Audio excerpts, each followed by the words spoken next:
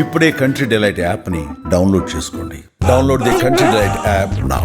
ఇంకేంటి sir future ambition? ప్రొడ్యూసర్గా అయిపోయింది, యాక్టర్గా అయిపోయింది, ఏమన్నా డైరెక్టర్గా కూడా అసిస్టెంట్ డైరెక్టర్గా వర్క్ చేసిన చేసిన ఎక్స్పీరియన్స్ ఉన్నా నేను రెండు విషయాల్లో యాక్యూబ్ ఇస్తాను.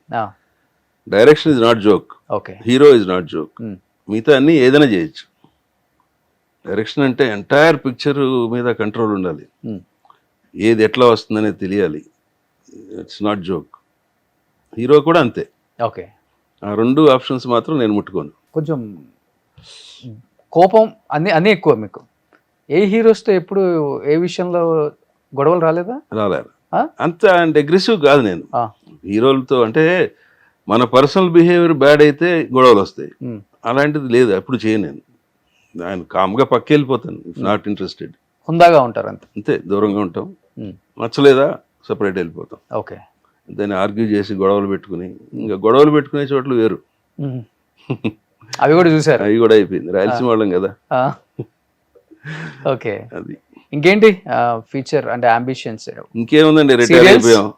Serials, anything. కానీ బాగా మెయింటైన్ చేస్తున్నారు సార్. ఎంత ఉంటుంది ఇప్పుడు మీ ఏజ్? 64. కానీ చాలా బాగా మెయింటైన్ చేస్తున్నారు. ఏంటి జిమ్? ఏం లేదు, మీరు అన్నట్టు ఫిజికల్ గిఫ్ట్ అంతే, గాడ్స్ గిఫ్ట్. ఫుడ్ అంతా ఫుల్గా తింటాను, మిగతా చేస్తుంటాం. ఓకే, అసలు యోగా వాకింగ్ లాంటిది కూడా ఉండదు? అది ఉంది. I do exercise.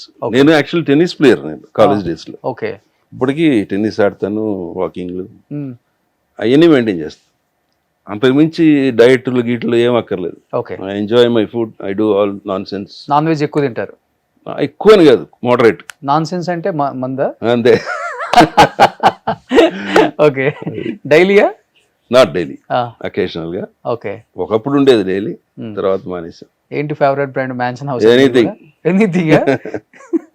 ఇది అదే ఉండదు, కొడితే లిమిటెడ్ గానే ఉంటుంది ఇది కూడా. Okay, I had with so many people, ఇండస్ట్రీతో వాళ్ళతో తాగాం తిన్నాం, కానీ పేర్లు చెప్పకూడదు. బాగుంటుంది. ఓకే, సో ఇంకా సీరియల్స్ ఎందుకంటే కొంచెం కూడా రాలేదు చూడండి మీ పొట్ట.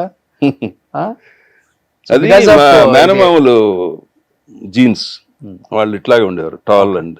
ఓకే, చనిపోయేవారు కూడా ఇట్లాగే ఉండేవారు. ఓకే, అంతే, మన చేతిలో ఏం లేదు. కొంచెం అప్పుడప్పుడు వస్తుంటుంది, కంట్రోల్ చేస్తుంటాం. నో షుగర్, నో బీపీ ఉంది.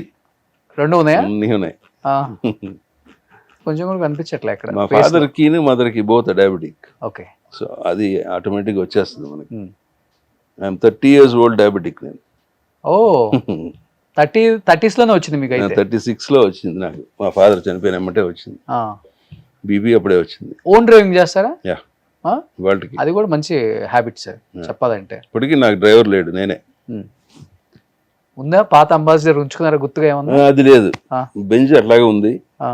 ఇప్పుడు still I drive that. Okay, 10 ఏళ్ళు అయింది. ఓకే, అది ఒకటి ఎట్లా ఉంచే, మధ్య మధ్యలో మార్చేస్తుంటాను, అది మార్చలేదండి.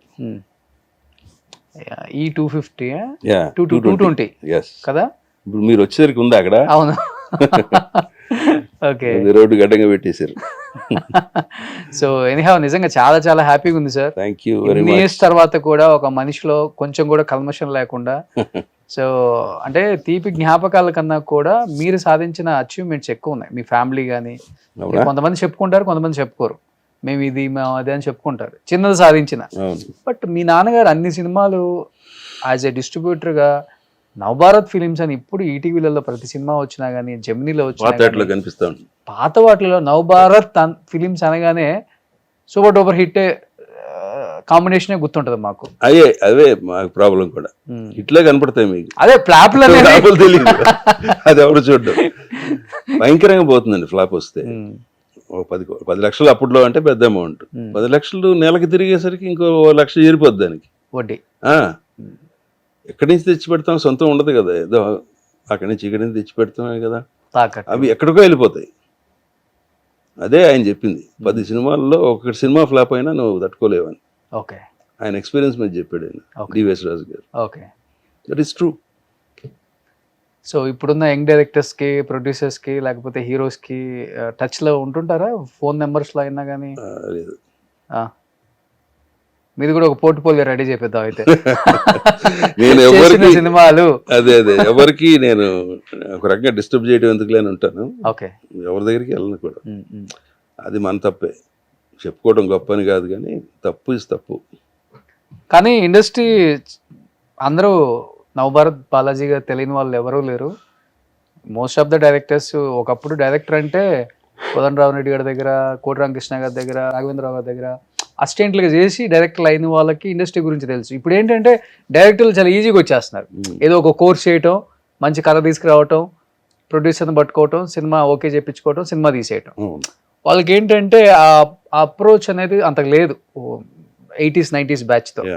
బట్ డెఫినెట్గా మీ అందరికీ తెలిసిన మన ఆర్టిస్టులు చాలామంది ఉన్నారు.